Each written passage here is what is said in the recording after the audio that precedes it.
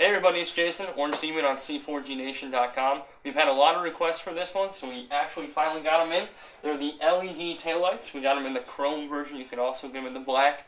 We got these from AutoCityImports.com. There'll be a link in the description below this video. And we're going to do all of the steps, including the optional subwoofer, because if you have the subwoofer, you have to take it out to get the panels out. You can do it without taking all that out, but we're going to do it just to give you a better view of where everything is, as well as the load resistors. So the LED load resistors that you need to put in these, so you get rid of that traction control light, we're going to put those in there and show you how to do them as well. So, we're going to get started here. Alright, so the first step is to remove the back panel. Now this is actually very easy to remove, because all you have to do is pull up. As you can see, you have 4 rivets here that just pop in to the body frame here. So all you got to do is lift up on the bottom with some force on each side, and this will come out. So the next step after you remove the back panel is when you remove the back panel, you'll actually see it reveals 2 screws for the side panels, and you'll remove those 2 screws, and then there's actually 3 of them that are in the floor, 2 of them in the trunk area, 1 of them in the rear seat area, so you will have to put the rear seat back so you can actually get to those. And also when you put that rear seat back, you'll see that there are 2 that you need to remove that actually attach the trunk panel into like the cabin panel for the rear. You'll need to remove those. And after that, you'll have 1 wing nut for the cargo net. And then after that, you can actually pull it out. There's 1 pop rivet in the side that that'll pop out. But be careful when you pull it out, because you'll have that trunk light that's still connected, and you'll need to disconnect that. It's just a simple slide connection that you'll disconnect once you've actually gained access to it by pulling the panel out a little bit. So now we have access to the passenger rear light, but first we're actually going to do the optional subwoofer removal. If you have a subwoofer, you'll have to remove it to get the other side panel out, so we're going to do that now. Alright, so if you have the Rockford Fosgate sub, you're going to have to remove it before you remove this side panel, because it's actually kind of in the way. So we've already loosened the bolts, but to get this out, it's pretty simple. You have 10mm bolts here that we've already loosened to make this a little quicker, and here. And then you have a slide connection here, and it's just a pressure connection, so you push it in, you pull it out, just like that, it comes out. And then right below it, there's another 10mm bolt that we've already loosened to get the bracket off. And then behind, all the way back here, which you can see now, there's a 10mm nut that you only have to loosen because it's actually a locking mechanism. So don't take it all the way off. It's kind of a pain in the butt. Just loosen it up, and then this, all you have to do is pick this thing up, slide it out,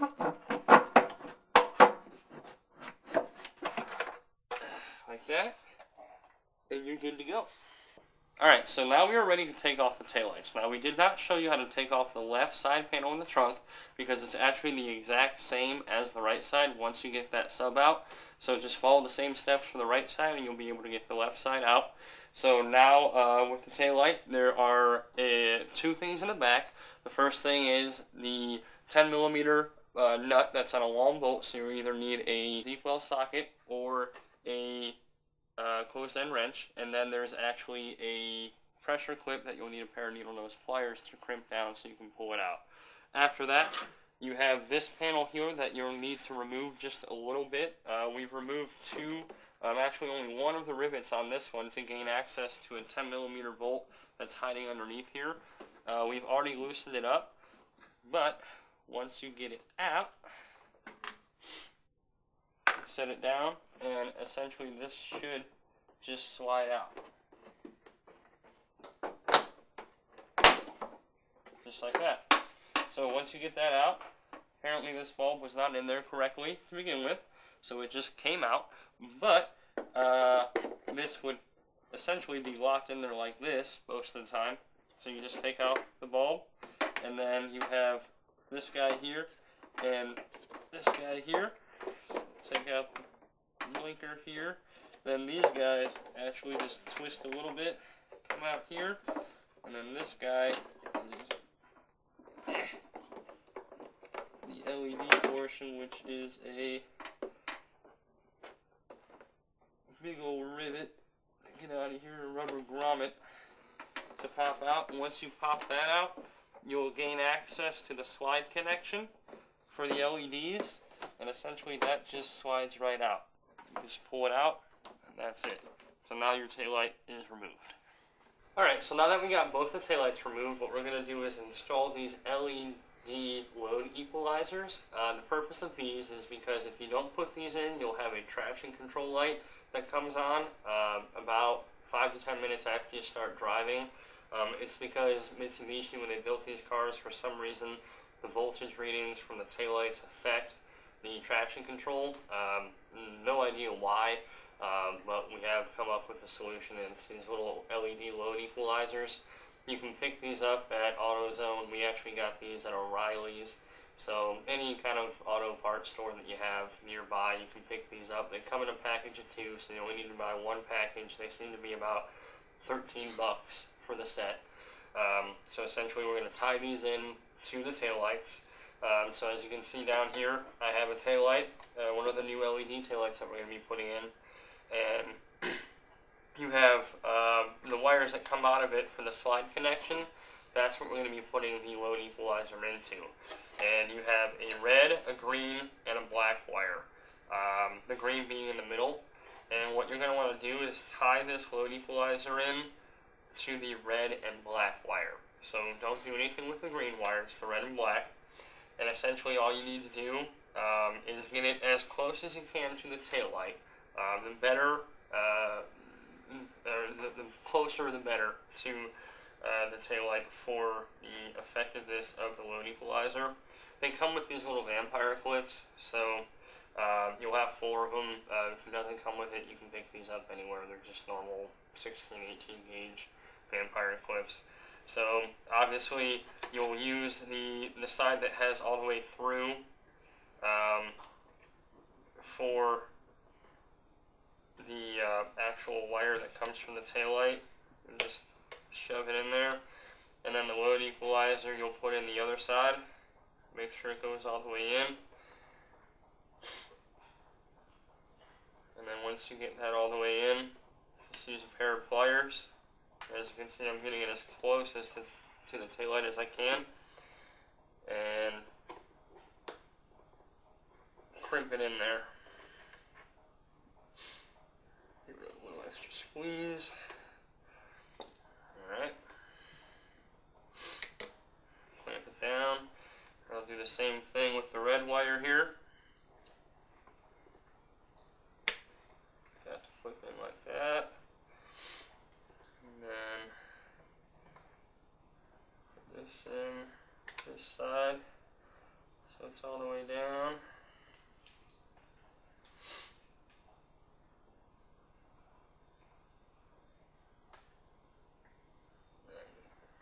Crimp that one in. Make sure that this is in there good, not coming out, so you got it clipped right. So that's all you need to do with the load equalizers. Now, this ceramic part does get pretty hot, so you do want to try to keep it away from the rest of the wires, especially the green wire. If you put it in there and they're actually touching, there is a chance that it could melt the other wire. So when we put this in, we're going to be careful that we put it in a position to where it's not going to melt the other wires. So we're going to do that to this one, the same thing for the other one, and then we'll show you how to connect these slide connectors. Alright, so now we've got the taillights all wired up for the LEDs. Essentially what we've done here is we've cut the slide connection off the taillight side. As you can see, this here is actually this other end of the slide connection that goes to your actual factory harness. You want to leave that one on there just in case you go back to your original taillights ever, you still have that, so you can plug back into it with your factory taillights. So what we've done is, like I said, we cut the slide connection off of the taillight side. We did that because there are some cases where it may get corroded and stop working. You may hit a bump and the slide connection can fall out. So I don't recommend this, but this is what I would do to my taillight if I were to purchase it and put it into my car. So it's up to you. I'm going to show you how to do it this way just in case you do decide you wanted to do it this way. So after you cut that slide connection part off the taillight side, what you want to do is connect it in between the factory rubber grommet that went into the taillight and the actual slide connection itself. And it's fairly simple. The black obviously will go to black, so that one you can figure out pretty easily. And then if you just look at the slide connection, it kind of shows you which ones go where. You have a in the middle a green wire with a white tracer. That's the middle one. That's the one that will actually connect to the green wire off of the taillight. And then on the right side, you'll have a green wire with a yellow tracer. That is the one that you are going to hook up to the red wire coming from the taillight. So after you do that, it should all work. Don't close the connections yet because you want to test it. So we're going to give this a test real quick to make sure it works. And that's the brake light there. So yep, the brake light works. And then we'll turn on accessory mode. And the accessory mode also works, so we know it's all working. So now we can close the Vampire Eclipse. And then what we will do is put the lights back in. And they go in just like the factory ones do. Slide in and turn to lock. The other one's hiding below here. Let's try that one again. Let's put that one where it goes.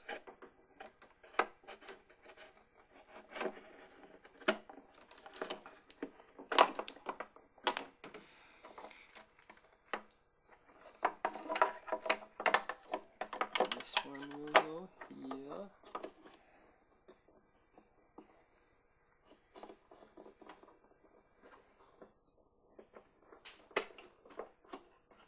Alright. Now this last one here that stretches all the way over here, it's kind of a pain in the butt to get in. Set this taillight here. I'm actually going to loosen this one back up a little bit so I can reach this over here. And you may have to file this hole down just a little bit to get this one in here. We didn't have to on this one, but it is a pretty tight fit.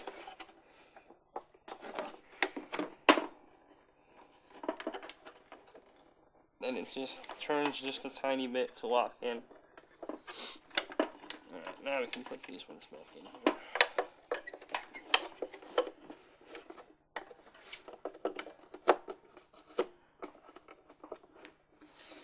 So there's that one, and then that one back in there.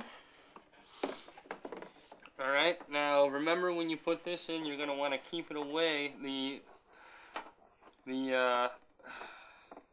ceramic equalizer away from the wires that you connected it to. So I'm actually going to twist it inside of here, and then that should keep it away from all the wires. And when you put this back in, if you come over here, you can see that you have this guy here. You have a push connection here, just like the factory, and then the ones that go over here. So essentially you just want to line this guy up. Goes down here.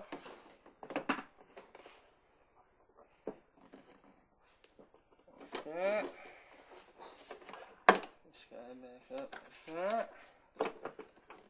Find where that goes, lift this up a little bit.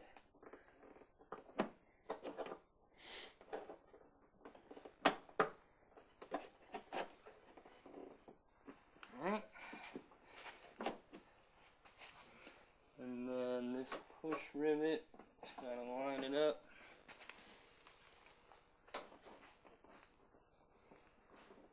Kinda hard to see here. And there you are. We'll give it one last test just to make sure it's working. Brake light, good. And accessories. Go ahead and turn the flashers on too. Let's see if the flashers are still working.